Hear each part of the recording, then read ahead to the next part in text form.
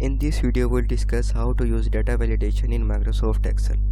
पिछली वीडियो में हमने डिस्कस किया था कि हम किस तरह से Microsoft Excel में इस तरह की ड्रॉ डाउन लिस्ट क्रिएट कर सकते हैं, और इस वीडियो में हम देखेंगे कि हम किस तरह से डाटा वैलिडेशन के ज़रिए अपने डाटा को रिस्ट्रिक्ट कर सकते हैं। जैसे कि यहाँ पर मैं आपको एग्जांपल्स के ज़रिए समझाता हूँ। जैसे होल नंबर है तो इसके ऊपर मैंने लिमिटेशन अप्लाई की है कि ये 10 से ज़्यादा यहाँ पर कोई रोल नंबर नहीं होना चाहिए।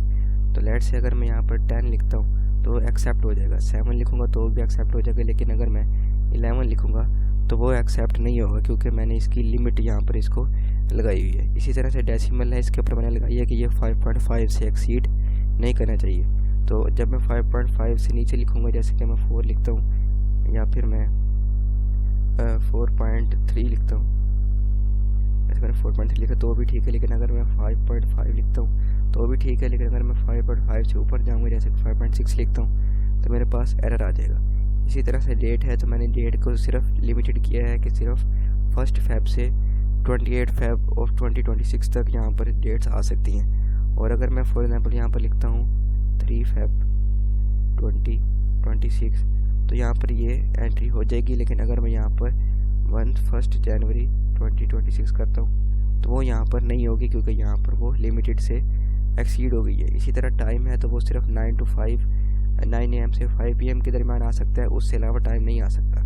जैसे कि अगर मैं यहाँ पर 9:30 लिखूँगा, 9:30 AM एंटर करूँगा तो वो एंटर हो जाएगा, लेकिन अगर मैं यहाँ पर 8:50 करता हूँ, 8:50 AM तो वो यहाँ पर एंटर नहीं होगा। ठीक है।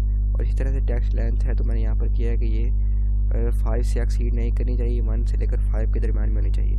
जैसे ही देखें कि मैं 1 2 3 4 5 डिजिट्स लिखूँगा तो वो एक्सेप्टेबल है, और 3 लिखूँगा, 5 से नीचे जितने भी लिखूँगा, सॉरी मैंने मिनिमम और मैक्सिमम दोनों को 5 रखा है कि 5 से ना कम हो ना ज़्यादा हो, तो ये 5 होंगे।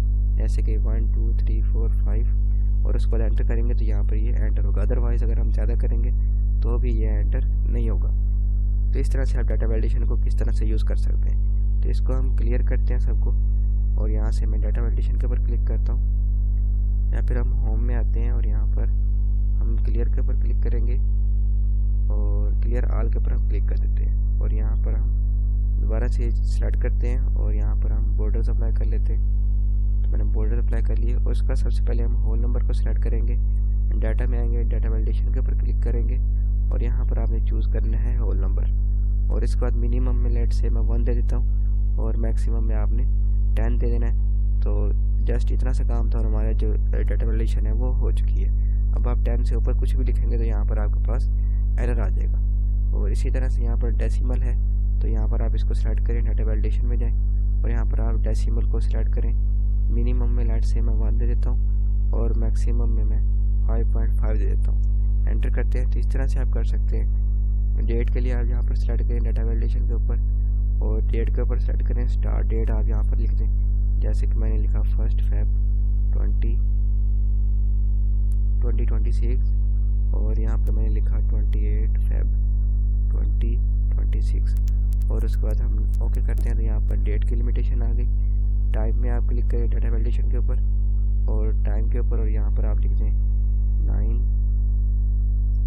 AM और एंड टाइम में हम लिख देते हैं 5 PM।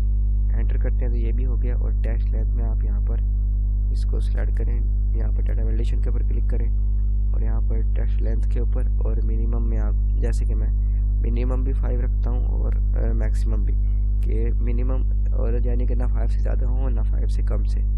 ओके करते हैं तो यहाँ पर हमारी सारी डाटा वैलिडेशन हो चुकी है। तो इस तरह से आप माइक्रोसॉफ्ट एक्सेल में डाटा वैलिडेशन का इस्तेमाल कर सकते हैं। इस तरह की मज़ीद वीडियोज़ के लिए आप इस चैनल को सब्सक्राइब कर सकते हैं। I will see you in the next video.